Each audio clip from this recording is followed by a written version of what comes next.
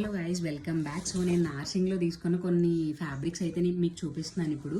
So ఇవి నావి కాదు, స్టిచ్చింగ్కి వచ్చాయన్నమాట. సో ఇవి మీకు కూడా రిఫరెన్స్కి ఉంటాయి అన్నట్టు చూపిస్తున్నాను. ఇవి నేను స్టిచ్చింగ్ చేసిన తర్వాత కూడా ఎలా ఉంటాయో చూపిస్తాను ష్యూర్గా.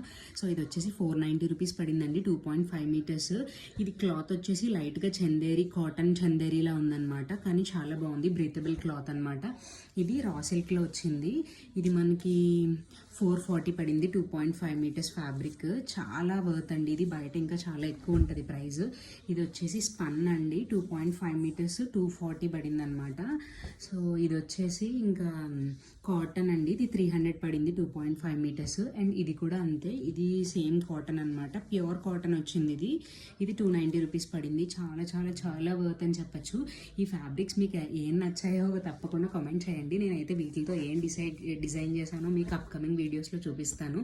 మీకు కూడా హెల్ప్ఫుల్గా ఉంటుంది. Thank you, bye bye.